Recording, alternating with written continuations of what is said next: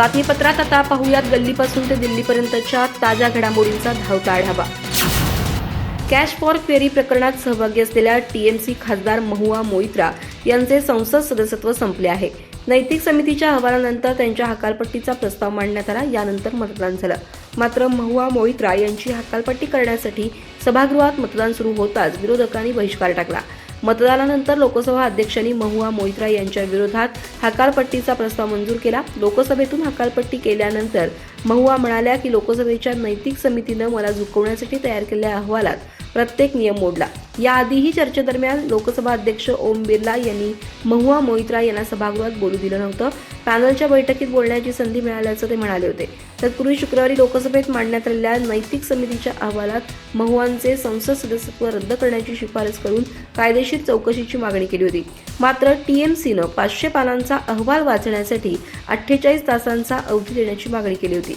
सकाळी 11 वाजता सभागृहाचं कामकाज सुरू झालं होतं। मात्र 4 मिनिटांनी ते दुपारी 12 वाजेपर्यंत तहकूब करण्यात आलं। 12 वाजता नैतिक समितीचे अध्यक्ष विजय सोनकर यांनी अहवाल सादर केला। या मुद्द्यावरून लोकसभेत 3दा गदारोळ झाला। 2 वेळा कामकाज तहकूब करण्यात आलं। महुआंच्या हकालपट्टीसाठी दुपारी 2 वाजता तिसऱ्यांदा मतदान झालं।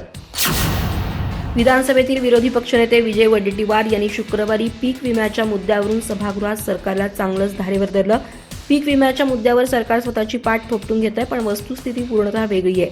पीक विमा कंपन्या स्वतःचं उखं पांढरं करून घेऊन शेतकऱ्यांच्या तोंडाला पानं पुसत आहे। सरकारला या प्रकरणी स्वतःची लाज वाटली पाहिजे असं ते म्हणाले। हिवाळी अधिवेशनाच्या दुसऱ्या दिवशीही विरोधकांनी शेतकरी प्रश्नावर आक्रमक पवित्रा घेतला। शेतकऱ्यांचे झालेले नुकसान आणि त्यांना मिळालेल्या मदतीवरून विजय वडेट्टीवार यांनी सरकारचं आभाडे काढले। विजय वडेट्टीवार म्हणाले की पीक विम्याच्या मुद्द्यावर सरकार स्वतःची पाठ थोपटून घेत आहे, पण वास्तव वेगळं आहे। पीक विमा कंपन्यांना शेतकरी हिस्सा, राज्य आणि केंद्रीय निधी यातून 8,615 कोटी रुपये मिळाले, पण त्यातून त्यांनी शेतकऱ्यांना अवघे 1489 कोटी रुपयांचं वाटप केलं।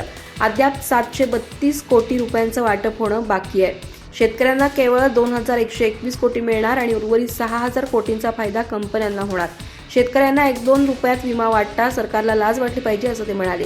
सरकारनं अद्याप पंचनाम्याची कारवाई पूर्ण केली नाही। प्रत्यक्षात सरसकट पंचनामे करून दुष्काळ जाहीर करण्याची गरज होती, पण सरकार वेळकाढूपणा करण्यात धन्यता मानत आहे। यामुळे सरकार किती आणि काय मदत करणार याकडे शेतकऱ्यांचं लक्ष लागलंय। सरकारच्या उदासीन धोरणामुळे शेतकऱ्यांवर स्वतःचे अवयव विक्री करण्याची वेळ यावी असं सांगतानाही आम्हाला लाज वाटतेय असं विजय वडेट्टीवार म्हणाले। राज्याचे उपमुख्यमंत्री तथा गृहमंत्री देवेंद्र फडणवीस यांनी शुक्रवारी विधानसभेत जालन्याच्या अंतरवाली सराटीत पोलिसांनी केलेल्या लाठीचार्जवरील आपलं लेखी उत्तर सादर केलं। त्यांनी या घटनेसंबंधीचा संपूर्ण तपशील सादर करत कोणत्याही स्थितीत सरसकट गुन्हे मागे घेण्यास ठाम नकार दिला। या माध्यमातून फडणवीस यांनी मराठा आंदोलक मनोज जरांगे पाटलांना जोरदार धक्का दिलाय। मराठा आरक्षणासाठी मनोज जरांगे पाटलांनी अंतरवाली सराटीत 29 ऑगस्टपासून बेमुदत उपोषण सुरू केलं होतं। त्यांनी मराठा समाजाला कुणबी प्रमाणपत्र देण्याची मागणी केली होती, पण पोलिसांनी त्यांच्या आंदोलनावर लाठीचार्ज केला आणि या आंदोलनाचा वणवा पेटला। त्यामुळे मुख्यमंत्री एकनाथ शिंदे यांच्या नेतृत्वातील राज्य सरकार बॅकफूटवर फेकलं गेलं। स्वतः राज्याचे उपमुख्यमंत्री देवेंद्र फडणवीस यांना आंदोलकांची माफी मागावी लागली। या हिंसाचारानंतर जरांगेंच्या आंदोलनाला अधिकच धार आली।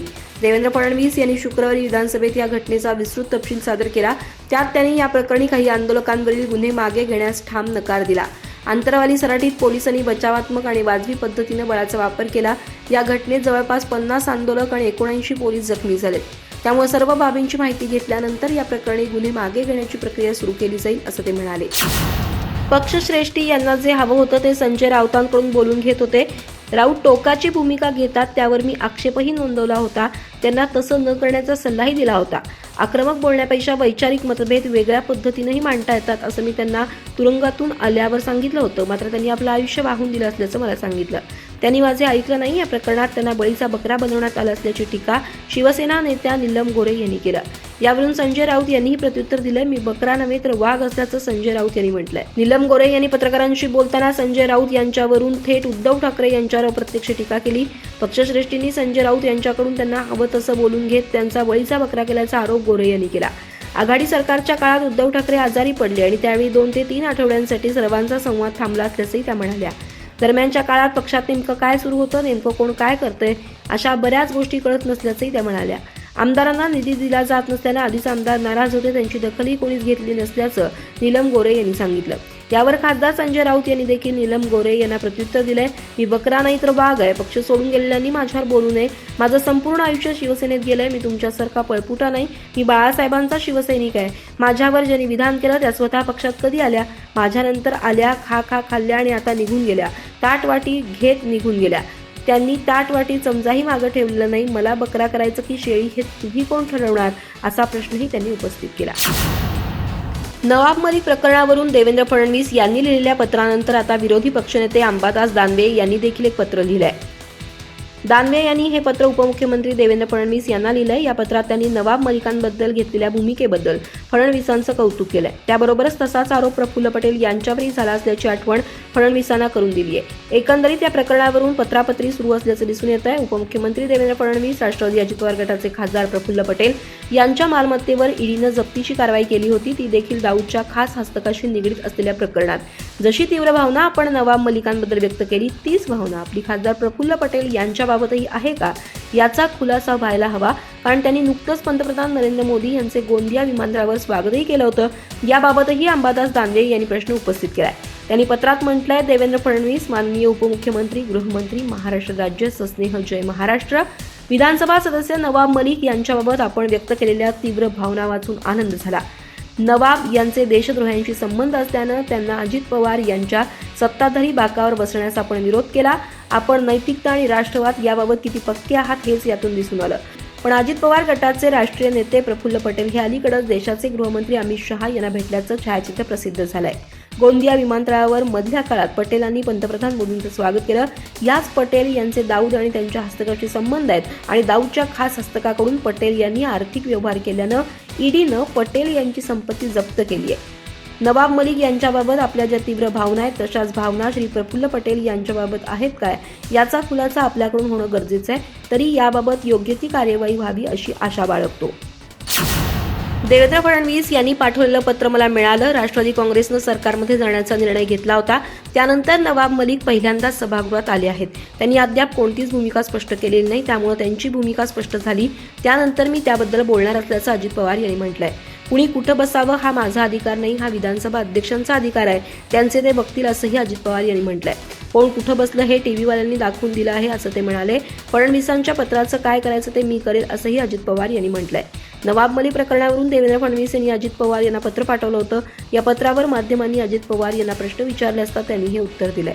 यावेळी काही माध्यम प्रतिनिधींनी विचारलेल्या प्रश्नावर अजित पवार यांनी संताप व्यक्त केल्याचंही दिसून आलं. या पत्राचं काय करायचं ते मी करीन, मी तुम्हाला सांगून करणार नाही, अशी प्रतिक्रिया देखील अजित पवार यांनी दिली आहे. प्रत्येकाला भूमिका घेण्याचा अधिकार आहे. नवाब मलिक यांच्याशी बोलून त्यांची भूमिका काय आहे हे पाहिल्यानंतरच मी माझा निर्णय आणि पक्षाची भूमिका जाहीर करणार असल्याचं अजित पवार यांनी स्पष्ट केलं. देवेंद्र फडणवीस यांचं पत्र मला मिळालं आणि ते पत्र मी वाचलं असल्याचंही त्यांनी म्हटलंय. मध्य प्रदेशात मुख्यमंत्र्यांच्या नावाबाबत भाजपमध्ये विचारमंथन सुरू आहे. बैठकीपूर्वी मत जाणून घेण्यासाठी पक्षानं आज 3 निरीक्षकांची नियुक्ती केली आहे. यामध्ये हरियाणाचे मुख्यमंत्री मनोहर लाल खट्टर, भाजप ओबीसी मोर्चाचे राष्ट्रीय अध्यक्ष डॉक्टर लक्ष्मण आणि पक्षाच्या राष्ट्रीय सचिव आशा लाकरा. खट्टर आणि के लक्ष्मण हे आमदारांशी वन टू वन चर्चा करू शकतात. भाजप नवीन ओबीसी चेहऱ्याचा विचार करते, त्यामुळे सर्वोच्च नेतृत्वानं नवनिर्वाचित ओबीसी आमदारांची यादी मागितली आहे. भाजपनं 10 डिसेंबरला विधिमंडळ पक्षाची बैठक बोलावली आहे. या बैठकीत आमदारांची मतं घेऊन मुख्यमंत्री कोण होणार याची घोषणा केली जाणार आहे. सूत्रांनी दिलेल्या माहितीनुसार हायकमांडमध्ये प्रदेशातील सीएम बाबत ओबीसी चेहऱ्याकडे वाटचाल करते. शिवराजसिंह चौहान यांच्याऐवजी प्रल्हाद पटेल यांचं नाव आघाडीवर आहे. पूर्णपणे नवा ओबीसी चेहरा देण्यासाठी विचार सुरू आहे. ओबीसी कार्ड न वापरल्यास केंद्रीय मंत्री नरेंद्रसिंह तोमर यांचं नाव मुख्यमंत्री पदाच्या शर्यतीत आघाडीवर असेल. याशिवाय मध्य प्रदेशात उपमुख्यमंत्री पदाचा फॉर्म्युलाही लागू होणार आहे.